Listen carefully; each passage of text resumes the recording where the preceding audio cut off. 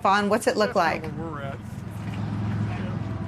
I was actually, Nicole, just talking with the gentleman who drove here from Mesa, which is out in the greater Phoenix area. When you're talking about the greater Phoenix area, you're talking about a population of about 5 million, Nicole. But the folks here are gathered, several hundred of them gathered here on the Arizona State Capitol grounds before marching over towards the Capitol. And what was your name, sir? John. John. John was among those. And he said that his line here that we've heard the refrain of, that he believes that the virus or the cure is worse than the virus itself. When you're looking at numbers out of Arizona, of course, they in no way compared to those numbers out of New York and New Jersey right now. But what you saw was 3 weeks ago, Nicole, the Republican governor of Arizona, Doug Ducey, ordered a stay-at-home shelter policy, much like that of Governor DeWine in Ohio, another Republican. Yet you've seen these protests across the country, in Michigan, in Ohio. Our colleague Maura Barrett was in Pennsylvania, in Harrisburg today. Here in Phoenix, what you have seen are hundreds of folks that have gathered up calling for the reopening of the reopening of the Arizona economy. You know, I was talking with one mother who came here with 4 children who said that she's still going into grocery stores with no masks on because she believes that it is overhyped, overblown. John here was just telling me himself that he believes the media coverage has blown the coronavirus out of proportion. When you're looking here across the country, you know, there were steps that were taken by the likes of Arizona Governor Doug Ducey in an attempt to not create a hot spot like we saw up in New York City, like we saw in the Seattle area. Yet folks here say it is now time to open up the economy. In conversations with a lot of folks, and I haven't had the chance to talk with this particular gentleman, but there are a lot of suggestions, you know, that the likes of like a Bill Gates may be behind COVID-19.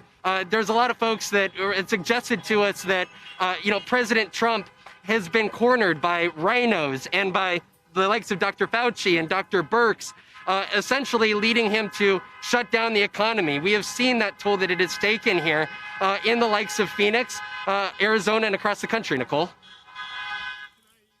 Fawn Hilliard, thank you for being there and for sharing your reporting with us. What I would say is, I want to bring into the conversation our friends and reporters. Ashley Parker, you've been covering every step, every minute of the president's response. And there's a real sense from your reporting and your colleagues at the Post and the Times portrait that's coming through that this is now become a monogamous relationship between Donald Trump and the reflection he sees in newspapers like yours. And there's nothing else to this in terms of the president's calculations. Can you talk about that?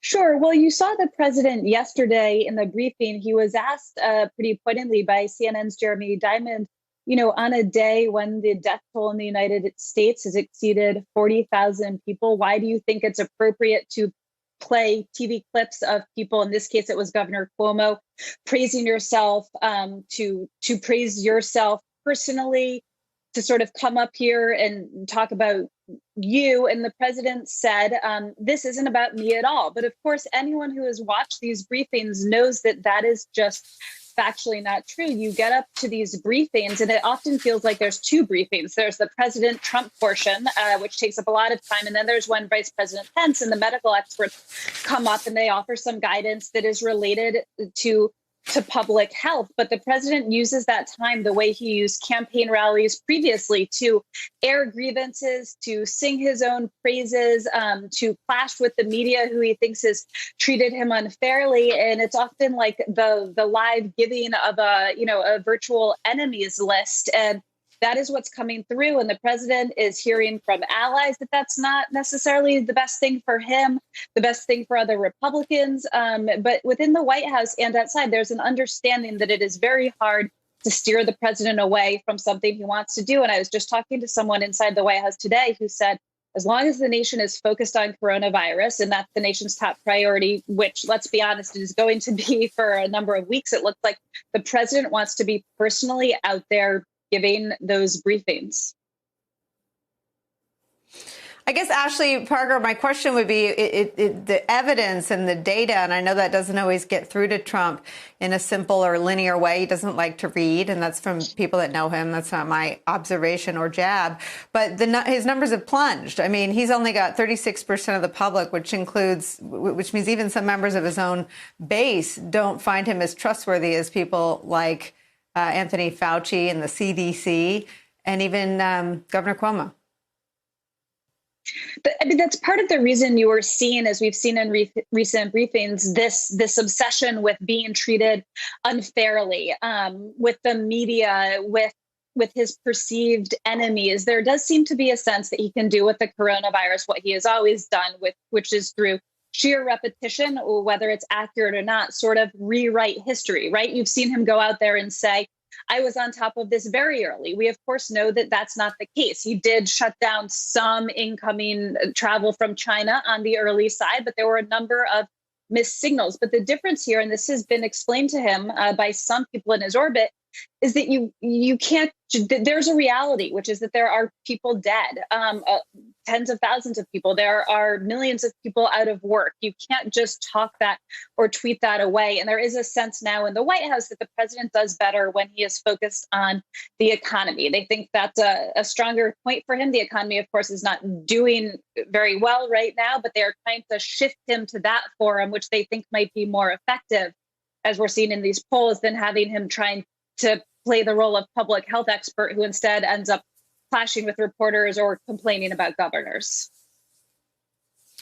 You know, Dr. Patel, in the NBC News Wall Street Journal poll, it was so interesting to me that the CDC and Anthony Fauci were up close to, I think, 70% trustworthiness. The vice president, who is playing the role of a statesman on this committee, is even more untrustworthy than Donald Trump. They're both down in the 30s. I wonder if there's some silver lining that the public at large, the whole country, when polled, still trusts science.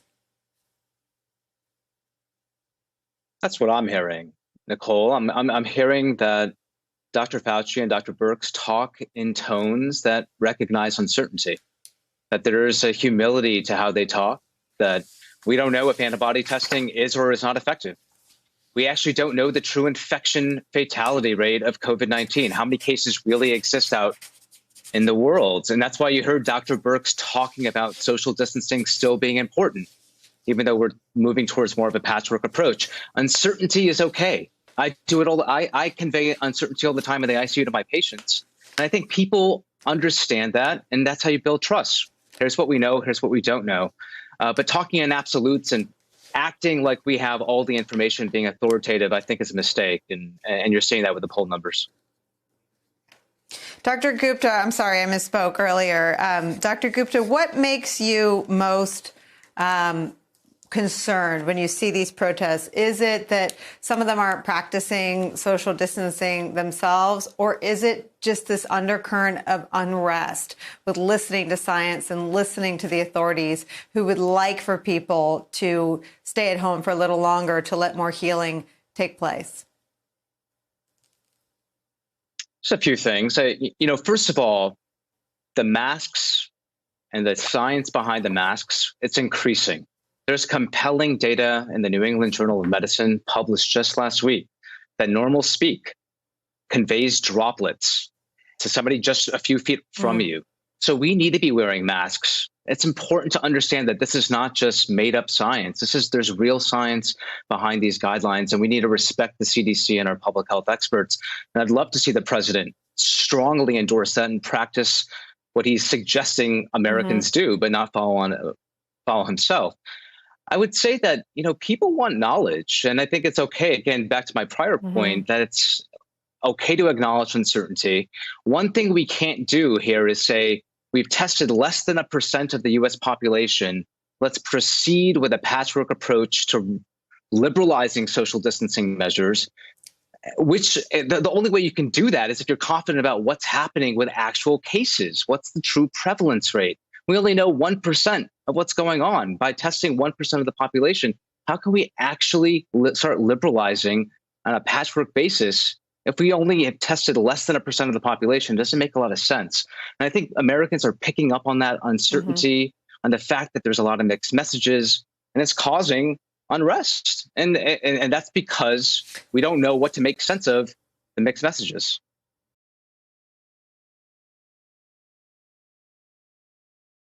Hey there, I'm Chris Hayes from MSNBC. Thanks for watching MSNBC on YouTube. If you want to keep up to date with the videos we're putting out, you can click subscribe just below me or click over on this list to see lots of other great videos.